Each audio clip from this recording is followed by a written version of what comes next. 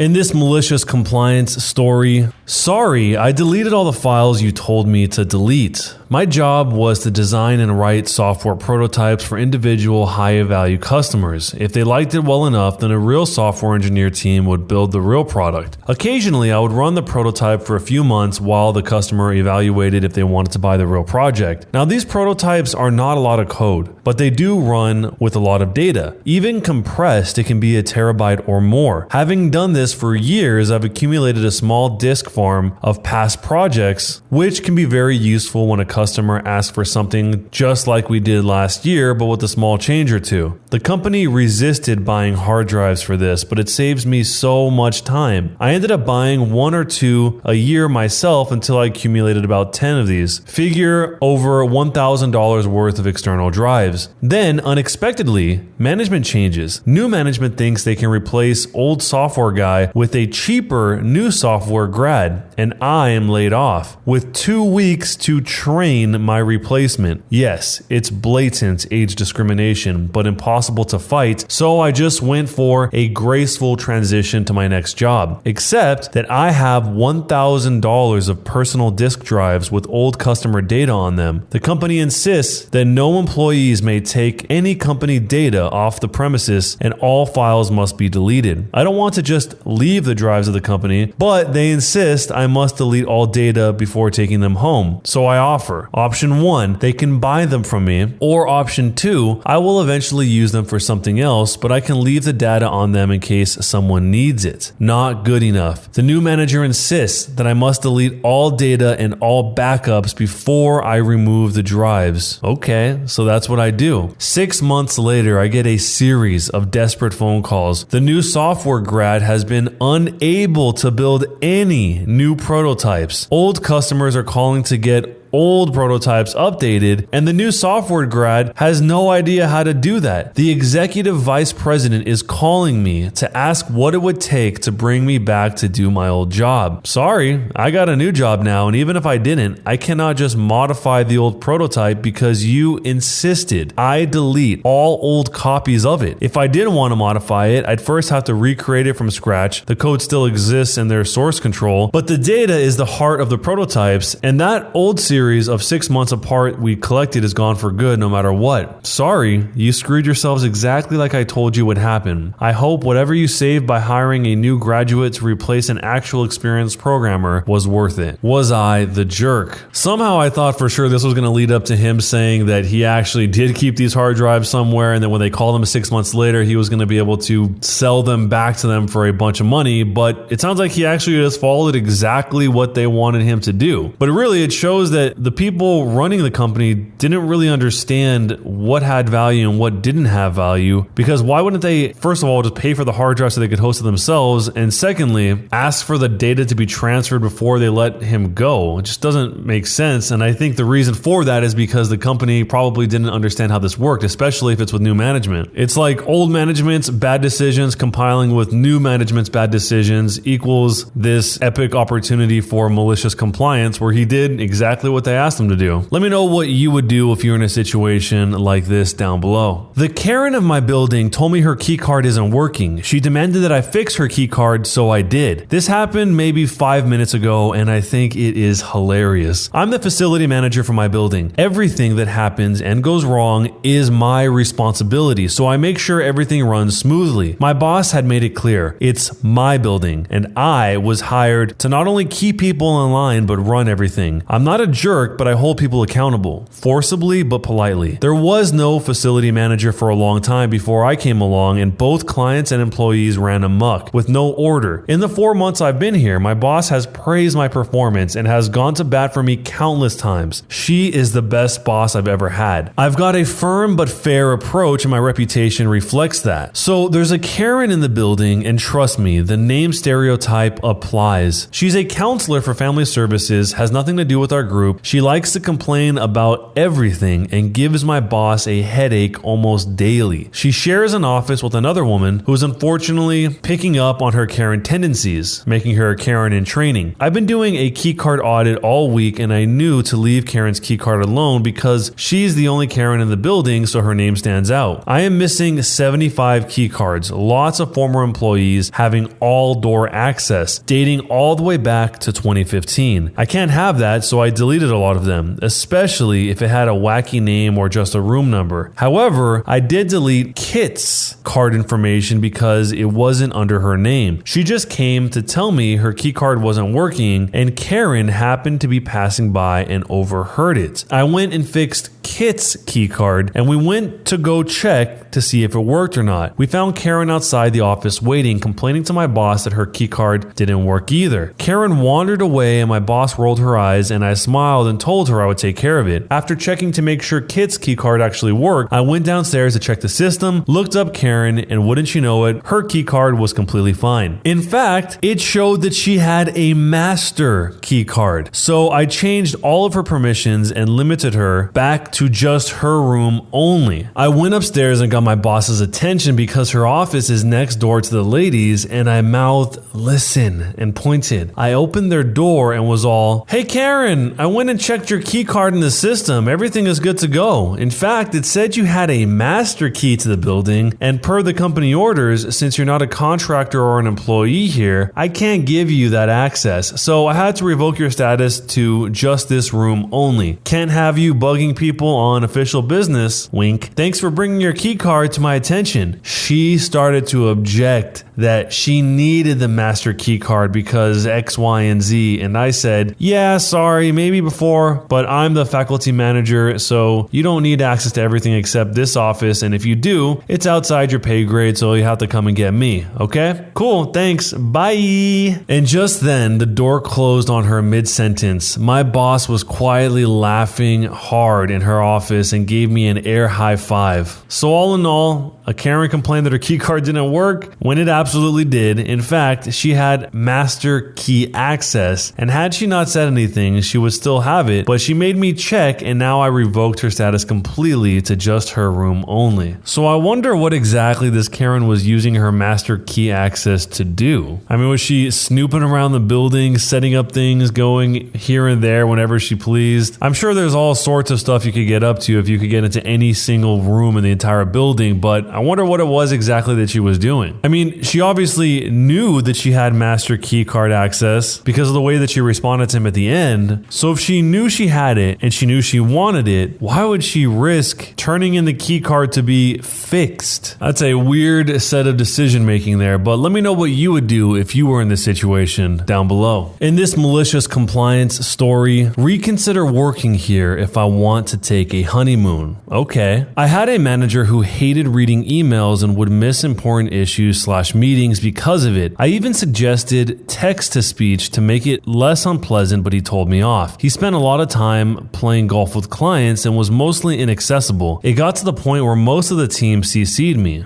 I was next on the totem pole, so I would grant approvals for stuff like expense reports and help out on projects my manager was supposed to work on. When I was getting married, I requested 3 weeks off for my honeymoon. Everyone knew I was getting married. My manager even congratulated me on the engagement when it happened. I had 5 weeks vacation accumulated, and I didn't think it would be a big deal, especially since I was requesting it nearly 8 weeks in advance. Then a vacation request denied email comes in from our time off system. I emailed the manager following up, left voicemails, and after a week, he finally replied to an email and said, "Look, we need dedicated people, and if you think you can take 3 weeks off for a vacation, you need to reconsider your position here." Keep in mind, my request stated vacation request for honeymoon. I replied with, "No consideration needed. My last day will be in 3 weeks. Let me know about transitioning duties." I forward this to my HR, CCing the manager, and HR sets up my my exit interview, but HR tells my manager to set up transition for my responsibilities. During my notice period, I even replied all to the email twice asking about transition plans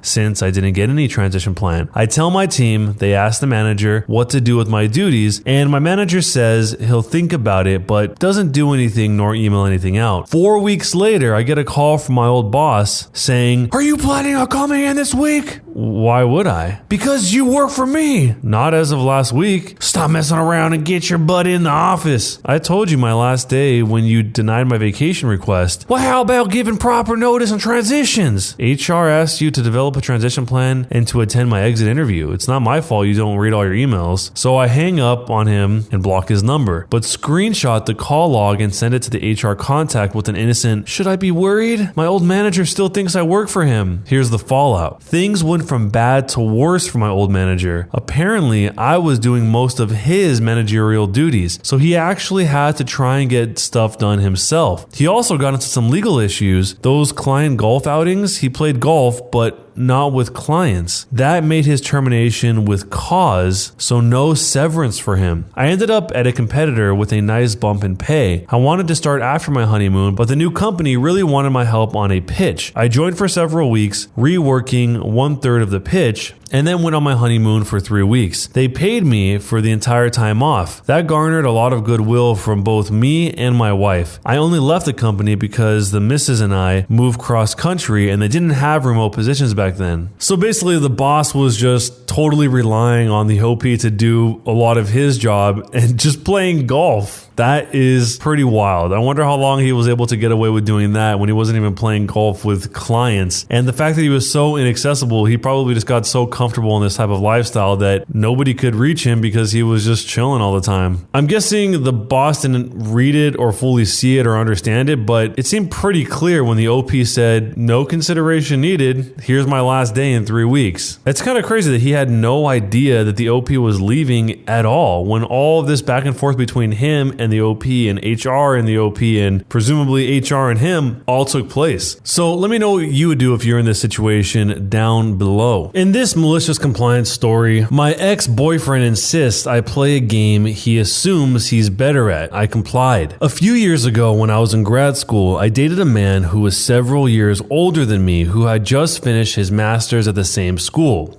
Completely different program, but both in the realm of STEM, and started a company based on that work. He seemed to have a chip on his shoulder about the fact that he went back to school in his late 20s and the fact that I was in a PhD program. I need to emphasize, I did not think I was better or smarter than him in any way. And I thought and still think he is incredibly smart and his company does fascinating work, but still, he projected this inferiority complex on me, and it was one of the many things that soured our relationship. He was obsessed with feeling smarter than me and bringing me down a peg. The relationship ran its course within a year and the breakup was messy, but he insisted on remaining friends despite a lot of obvious tension between us. One day, he asked me to help him pick up a moving truck he needed for work and I agreed. But when I got in the car, we were kind of quiet for a couple of minutes, so I pulled out my phone and finished the Sudoku game I had in my browser. For some context, I am incredibly good at Sudoku relative to most people. This is because I obsessively solved Sudoku puzzles as a kid and just had a big book of them to solve on long bus rides to school, and it's still my go-to game to play while waiting in line, pooping, etc. I don't really correlate this with intelligence. My brain is just trained to recognize the patterns, and solving them is soothing to me. He looked over and saw I was playing and asked what app I played on. I said I just play on a certain website I like, and when he asked why I don't use a Sudoku app, I tried to be as neutral as possible in my response and said that the website had a nice spread of difficulty and that every app I've tried had either been too easy or too hard. Admittedly, it's almost always too easy, but because of the aforementioned inferiority complex, I was hedging this on purpose. He had a kind of "oh really" response and insisted I try the app he has on his phone because he was sure I would find it hard. So I maliciously complied. I opened the hardest setting of the puzzle in his app and solved it in about a minute, beating the record on his phone by at least a minute and a half. I showed it to him and he seemed alarmed and basically said that I got lucky. So I played several more times so that my times flooded the fastest times list until his were all gone. His shock and frustration at this was satisfying on its own. But many months later, when I had long forgotten about it, he randomly sent me a screenshot of his puzzle in that app with a faster time, except it was for the easiest puzzle setting. So of course, to be petty, I immediately downloaded the app, played it on the easiest setting, and beat his time by a significant margin and sent him a screenshot back. Was this mean? Maybe. Was it satisfying? Yes. Was I the jerk? You decide. Did he think that the OP wouldn't notice that it was on the easiest setting? I mean, that's got to be the most obvious thing that you wouldn't assume you could get away with. And I wonder what it is exactly that makes him have such an inferiority complex when it comes to winning games specifically against his girlfriend or his former girlfriend. That sounds like there's something deep rooted that goes way beyond this story, but whatever it is, it led to this moment where he just randomly challenges her to a Sudoku match to see who could get the best score. I kind of wish there was an update to see what his response was after she responded back with beating the score by a huge margin. So let me know what you would do if you're in this situation. Would you keep trying to challenge the ex, or would you just let it be? Don't forget to subscribe with YouTube notifications turned on. Check out the Instagram for more videos, and if you're interested in podcasts, the link to that is down below in the description as well. Thanks a lot for watching, guys, and I'll see you next time.